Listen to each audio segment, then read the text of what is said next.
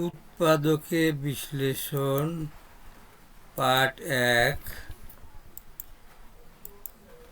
উৎপাদকে বিশ্লেষণ করতে গেলে বা বিশ্লেষণ করার প্রয়োজন হলে সেই ক্ষেত্রে 4টি নিয়ম দ্বারা উৎপাদকে বিশ্লেষণ করতে হয়।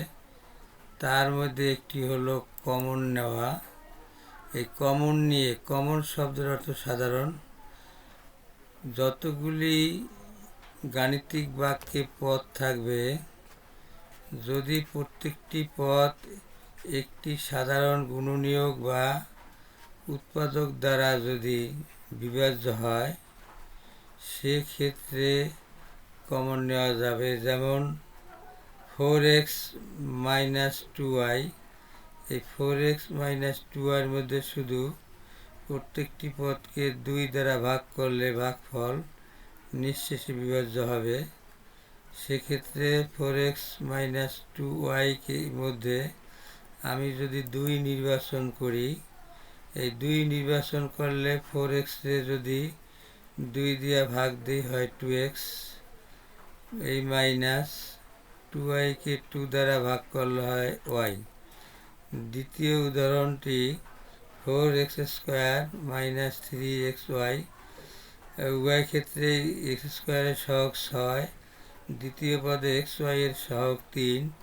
এই সহগ দ্বয়ের মধ্যে 3 দ্বারা কমন যায়, কেননা 3 দুগুণে 6, 3 একে 3। এছাড়া ইংরেজি লেটার s² এবং x উভয় পদের মধ্যেই কমপক্ষে একটি x দ্বারা ভাগ করা যায়। সেক্ষেত্রে আমি 3x যদি পদদ্বয়ের মধ্যে কমন নেই, তখন 6কে 3 দ্বারা ভাগ করলে 2, s² x দ্বারা ভাগ দিলে x, মাইনাস 3কে 3 দিয়ে ভাগ দিলে 1, আর xy x দ্বারা ভাগ দিলে হয় y। যে কোনো বর্ণের সাথে এমনিতেই 1 থাকে বাম দিকে, সে কারণে 1 লেখার প্রয়োজন নাই। এবারে তৃতীয় অঙ্কটি 8x² - 2xy। এক্ষেত্রে সহগ দ্বয়ের মধ্যে 8-এর মধ্যে 2 যায় কমন এবং 2-এর মধ্যে 2 যায়। এই কারণে অঙ্ক নেব 2, আর s² এই জায়গায় আছে একটা x, উভয় পদে x কমন নেওয়া যায়। সেক্ষেত্রে 2x কমন নিলে 8x² যদি 2x দ্বারা ভাগ করি তবে হয় 4x, মাইনাস আর 2xy² যদি 2x দ্বারা ভাগ করি সেক্ষেত্রে হয় y²। এবার তৃতীয় অঙ্কটি 9x² - 6y²।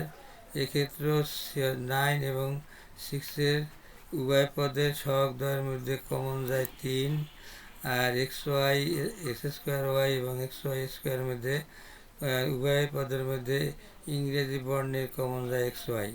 তাই 9-রে যদি 3 দিয়ে ভাগ দিই 3, s²কে যদি x দিয়ে ভাগ দিই তখন থাকে x, আর y-কে y দিয়ে ভাগ দিলে 1, মাইনাস 6কে যদি 3 দিয়ে ভাগ দিই হয় 2, আর x দিয়ে ভাগ দিলে হয় 1, y²কে y দিয়ে ভাগ দিলে হয় y। এবারে সূত্রের সাহায্যে আমরা উৎপাদকে বিশ্লেষণ করা দেখব। যেমন একটি উদাহরণ 4x² - y²। এখানে এই 4x² যদি আমি 2x² লিখি, তো 4x² এবং 2x² মান একই। এক্ষেত্রে a² - b² একটি অনুসিদ্ধান্তের সূত্রে জানা আছে যে a² - b² সূত্রটি ছিল a + b × a - b। তো এ স্থানে যদি 2x কল্পনা করি আর বির স্থানে যদি y কল্পনা করি, সেক্ষেত্রে হবে 2x + y × 2x - y। এবারে 8x³ - y³ এই গাণিতিক বাক্যটি সাধারণত a³ - b³ এর সূত্রে যাবে। আমরা জানি a³ - b³ এর সূত্র a - b × a² + ab + b²। সেই ক্ষেত্রে 8কে যদি কিউব করি এই 8-এর ঘনমূল হয় 2 আর এক্স কিউবের ঘনমূল এক্স, সুতরাং লেখা যায় 8x কিউব এর ঘনমূল 2x whole cube minus Y cube. এবারে এ কিউব মাইনাস বি কিউবের সূত্রে সাজালে এর স্থানে আছে 2x, বির স্থানে আছে ওয়াই, সেক্ষেত্রে লিখতে পারি 2x minus Y into A square minus A square মানে 2x হোল স্কোয়ার, সূত্রের প্লাস এর স্থানে আছে 2x, বির স্থানে ওয়াই এবং বির স্থানে ওয়াই স্কোয়ার। আগেই বলেছি যে A square minus A cube minus B কিউবের সূত্র হলো A minus B into A square plus 2ab plus B square. এবারে যদি এই 2x হোল স্কোয়ারকে ভাঙাই তখন 2 দুগুণে 4, x এর সেকেন্ড দিলে এক্স স্কোয়ার, আর এক্ষেত্রে 2x ইন্টু ওয়াই 2xy আর ওয়াই স্কোয়ার তো আছেই।